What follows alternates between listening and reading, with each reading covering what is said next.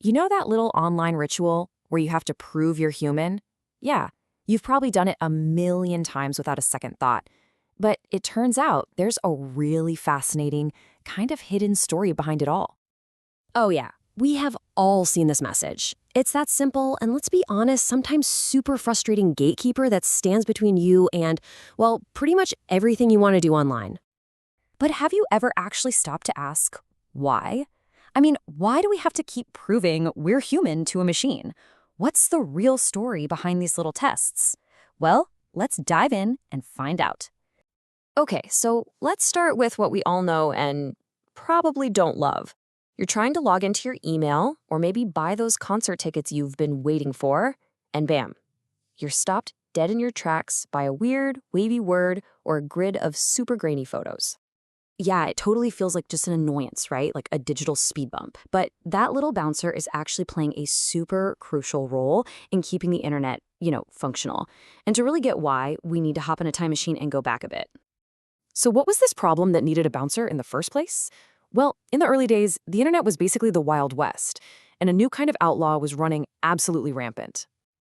And these outlaws, they weren't even people, they were bots, automated programs just built to cause total chaos.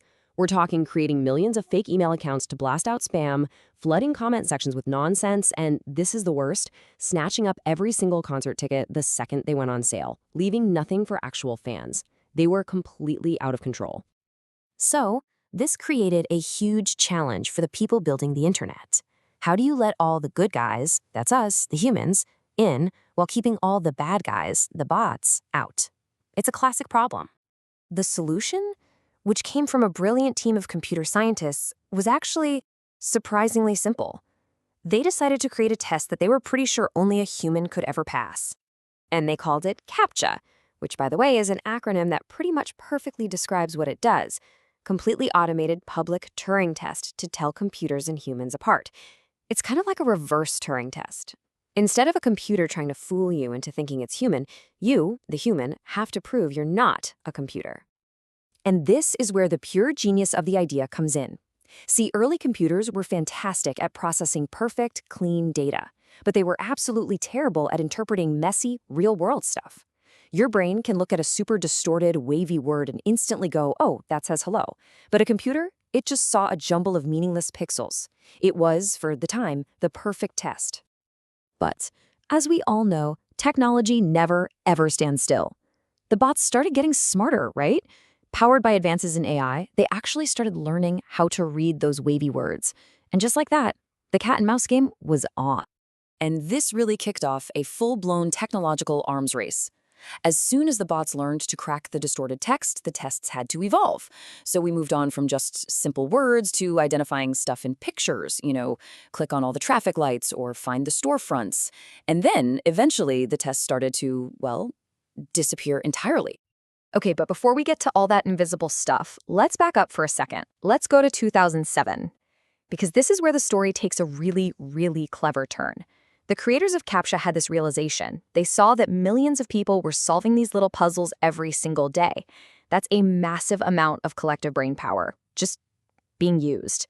So they asked a brilliant question. What if we could actually put all that brain power to work? And here it is, the big aha moment. They launched a new system called reCAPTCHA. So remember when you'd see two distorted words instead of one? Well, one of those was the security test you had to pass. But the other one? That was a word scanned from an old book that a computer software just couldn't read. So by typing it in, you were not only proving you were human, you were also helping to digitize the entire archive of the New York Times and millions of old books for Google. You were literally doing work for this massive project one word at a time without even knowing it. How cool is that? I mean, this idea was absolutely revolutionary.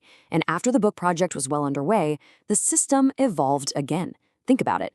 When you started clicking on all the pictures of street signs or cars or crosswalks, you weren't just proving you were human.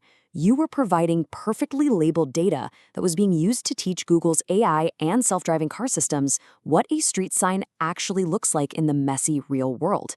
Every click was a tiny lesson for an AI. But here's the ironic part.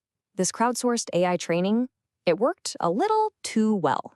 The AI got so good, so fast that it started beating the very tests that were designed to keep it out in the first place. It's crazy to think about. Just a handful of years ago, an AI's ability to solve these visual puzzles was pretty low. But today, AI is often better and faster at it than we are. So the old tests were basically becoming useless. The cat and mouse game had to evolve again, this time into something way more subtle. So now the most advanced systems are often completely invisible. You don't even see them. Instead of asking you to do something, they're just watching. They analyze your behavior in the background. Like, are you moving your mouse in a smooth but slightly imperfect human-like curve? Or is it a perfectly straight robotic line? When you clicked that login button, did you hit it dead center? Or were you a little off-kilter like a real person would be? This is a huge fundamental shift. The test is no longer about what you know or what you can see. It's all about how you behave.